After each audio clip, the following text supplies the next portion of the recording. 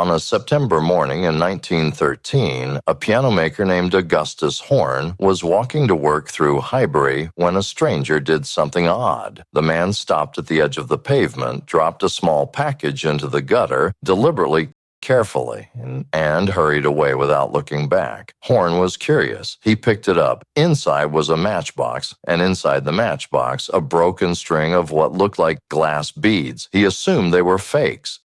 Everyone he showed them to assumed they were fakes, so he handed them in at the local police station as lost property, the way you might hand in a dropped glove. What Augustus Horn had just pulled out of a London gutter was the most valuable necklace in the world. 61 perfectly matched pink pearls, 10 years to assemble, insured for £135,000, more than the Hope diamond. 2 months earlier, that necklace had vanished from inside a sealed box sent by registered post, every one of its wax seals still unbroken when its owner opened it. In place of the pearls, the thieves had left him 11 lumps of sugar.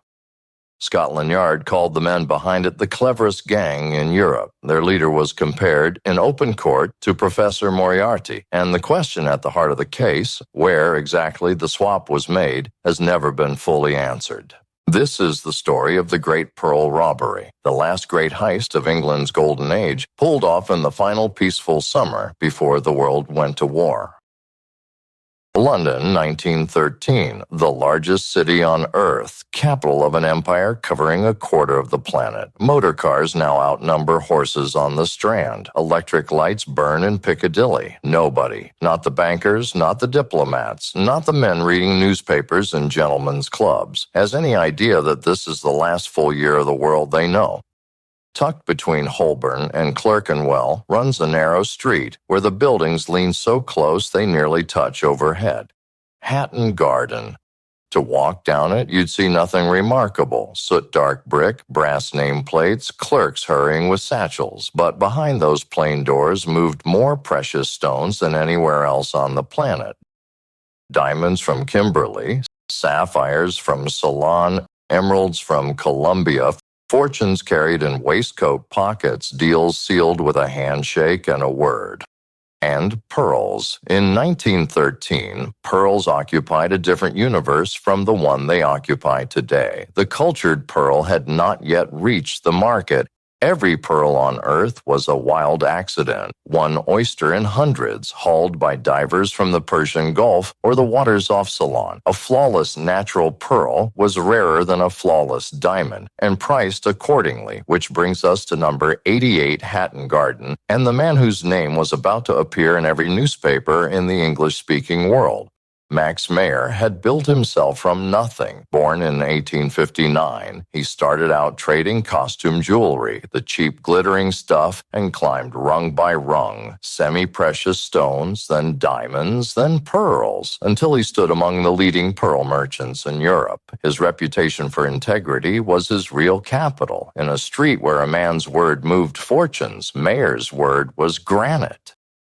In his safe sat the crown of his career, a single strand of 61 blush pink pearls, graduated in size, each one flawless, each one matched to its neighbors so perfectly that the strand seemed to glow as one object. It had taken 10 years to assemble, a decade of waiting for the right pearl to surface somewhere in the world. Its centerpiece had once belonged to the royal family of Portugal. The trade called it the Mona Lisa of pearls. Mayer had paid £123,000 for it at auction in Paris. He insured it with Lloyd's of London for £135,000. He was asking £150,000, call it 13 or 14 million in today's money, for a single string of pearls. An object like that doesn't just attract buyers, it attracts students. For months, someone had been studying it very, very carefully. To understand what happened to Max Mayer's necklace, you need to meet 4 men. Start with the one the prosecution would later compare to Professor Moriarty, Joseph Grizzard, born in 1867 to a Jewish family in Whitechapel, the poorest, roughest quarter of the East End.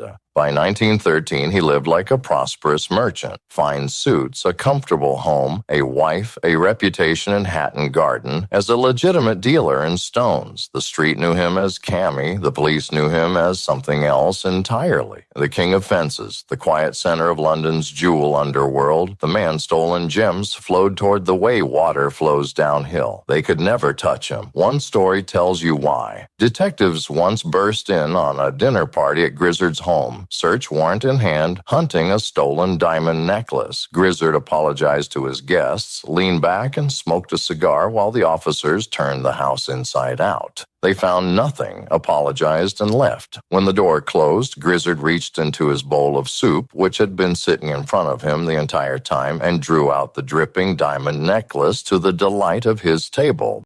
That was Grizzard, nerve like polished steel, and a taste for theater that bordered on a weakness. Around him, 3 men. James Lockett, burglar, jeweler, Grizzard's most trusted hand. Lockett had been arrested plenty of times and had served almost nothing because he gave a false name at every arrest. On paper, he was forever a first-time offender. The system's own records had been turned into his alibi.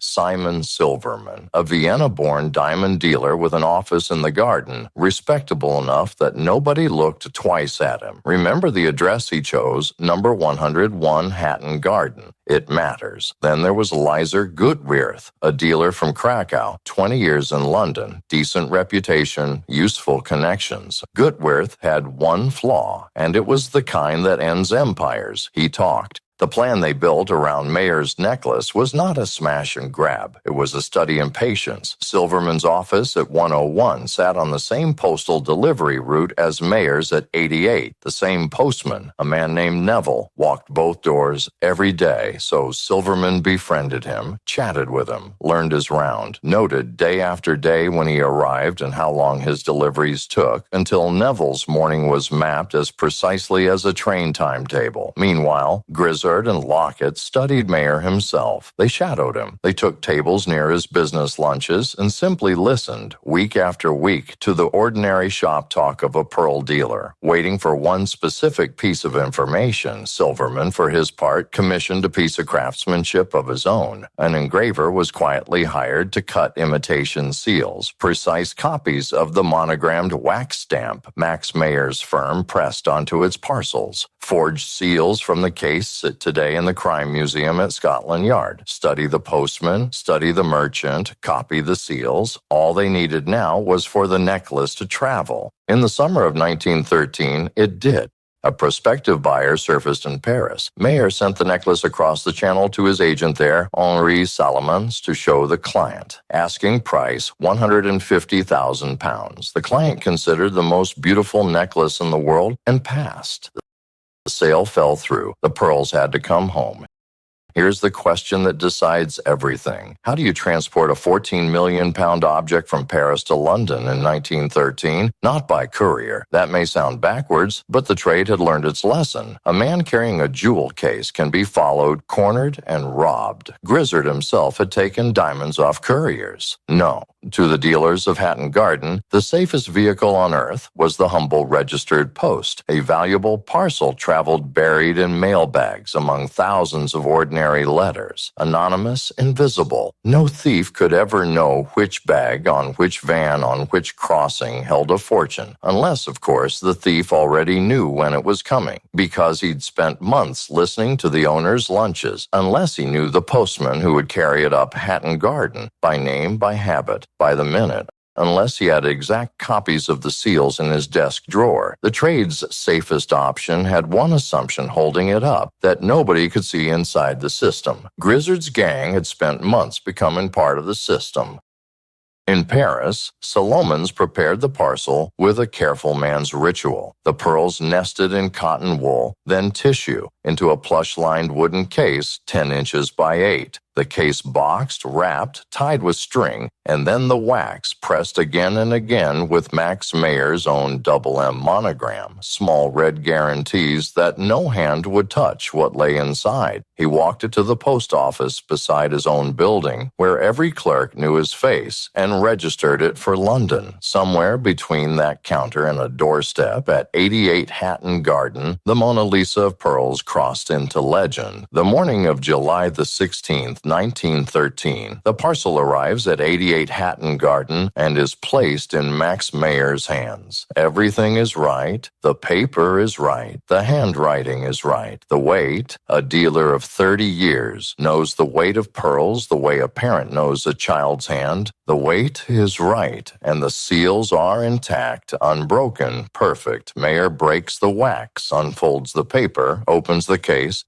11 lumps of sugar, 11 oblong cubes of white French sugar, and a torn scrap of a Paris newspaper. That is the entire contents of a sealed box that should have held the most valuable necklace in the world. Sit inside that moment. The seals were intact, his own monogram, unbroken, staring up at him. A row of small red assurances that what had just happened was impossible, and the sugar had been weighed. Whoever made the swap had measured those cubes against 61 pearls so precisely that the parcel passed through every hand between Paris and London without raising a flicker of suspicion, including, for one long moment, Mayer's own. The thieves hadn't broken the system. They'd forged its proof. The seal, the entire point of a seal, had been turned into the getaway vehicle.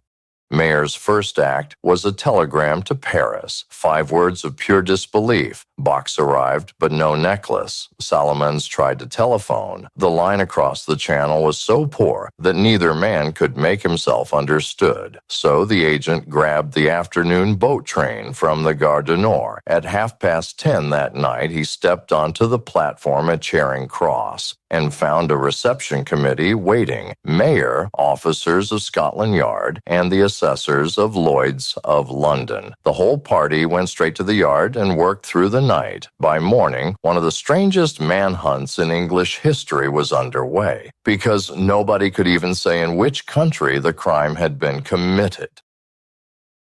Scotland Yard sent its best, Chief Inspector Alfred Ward, the detective who the year before had put the poisoner Frederick Seddon on the gallows. Ward had come up from nothing, same as Grizzard, and climbed on the same qualities, patience, nerve, and an unsentimental understanding of people. The two men were mirror images on opposite sides of the law, and they knew each other's reputations well. At Lloyd's, the underwriters made their move, a reward of £10,000, a fortune, roughly $1 million in today's money, for information leading to the necklace's return. That reward was aimed like a weapon. Ward and the underwriters understood something crucial. The gang's real problem was only beginning. Stealing the Mona Lisa of pearls was the easy half. Selling it was the trap. 61 match pink pearls were as recognizable to the trade as a face. Every dealer in Europe knew that necklace. Every dealer in Europe now also knew there was £10,000 on it. The thieves were holding an object that was priceless and at the same moment almost impossible to sell.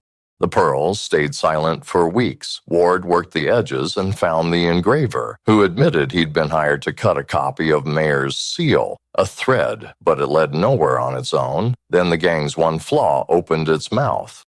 In Antwerp, Lizer Gutwirth sat down with a diamond dealer named Samuel Brandstatter, a distant cousin, and asked whether he'd be interested in a very large piece of business, £1.5 million worth. Brandstatter had seen the reward notices. Like every jewel dealer in Europe, he understood within moments what business his cousin meant. Brandstatter made a decision.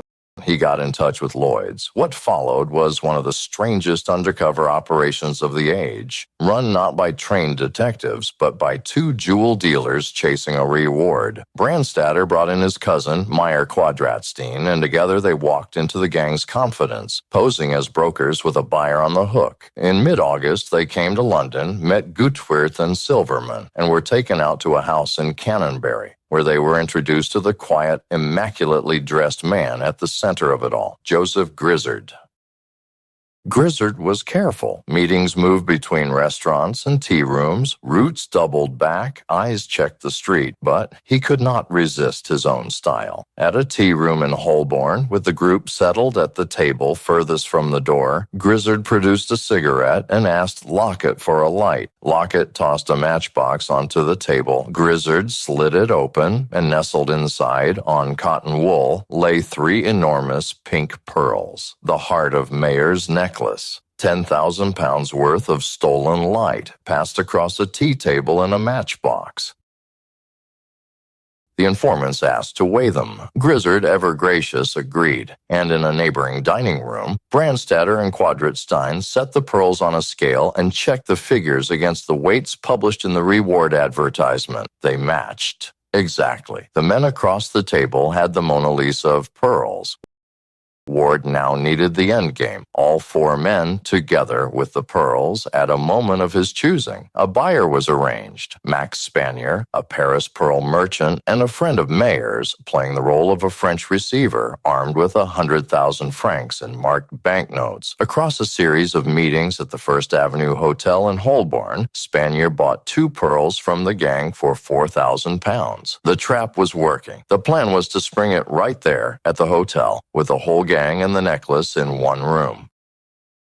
Then it nearly collapsed. At one of the meetings, Grizzard's eyes moved across the room and stopped. Something about 2 of the faces was wrong. He suspected Scotland Yard, and he was right. Spanier had to be pulled out before the whole operation burned. So the informants and the Lloyd's assessor improvised a replacement buyer that no one could ever check up on, an Indian Rajah, fabulously wealthy, conveniently absent, hungry for pearls, and entirely fictional. The gang, men who had defeated the Seals of Hatton Garden, bought it. A final meeting was set for the 2nd of September at Chancery Lane Underground Station. One by one, London's most hunted men bought penny tickets and drifted toward the lifts, waiting for a buyer who did not exist, while around them the loitering passengers reading newspapers and checking watches were, nearly all of them, plainclothes men of Scotland Yard. Ward closed the net. Grizzard, Silverman, and Lockett were arrested at the station. Gutwert was picked up the same day at his office in Hatton Garden. Ward had promised to land, in his words, the cleverest stone mob in Europe in one net, and he had done it. Then the men were searched, and the triumph curdled. No pearls, not one. Nearly all of the 61 were still out there, somewhere in London, and every man who knew where had just been locked in a cell with every reason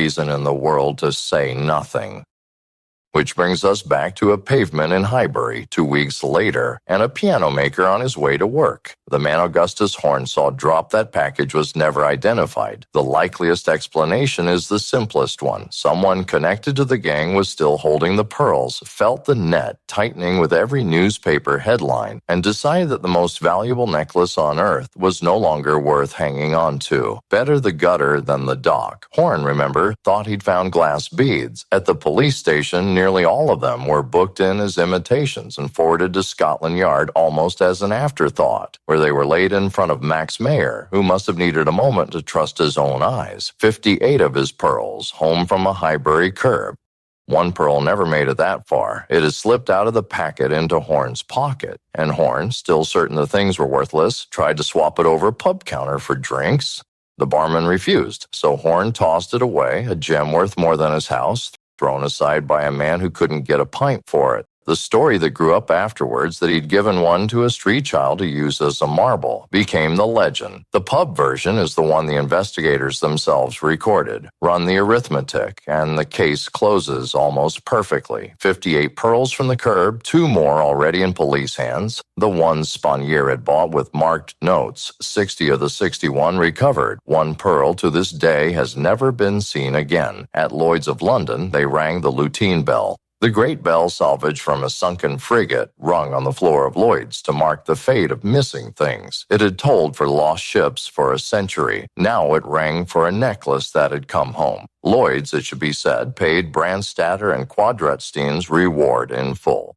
That November, the four men stood in the dock at the Old Bailey, prosecuted by Richard Muir, the barrister who had destroyed Dr. Crippen in the same courtroom 3 years earlier. The defense had almost nothing to work with. The informant's testimony, the marked banknotes, the engraver's forged seals, the Matchbox Theater. It was overwhelming. On the 24th of November, 1913, the jury found all four guilty. Grizzard, 7 years penal servitude. Lockett, 7 years. The man whose false names had kept every previous sentence short was finally sentenced as himself. Silverman, 5 years. Gutwirth, the talker who had unraveled it all. 18 months hard labor. The judge concluding he had been more tool than architect. A fifth man swept up at the station. An 82-year-old with a long career behind him walked free. The court accepted he'd had nothing to do with it.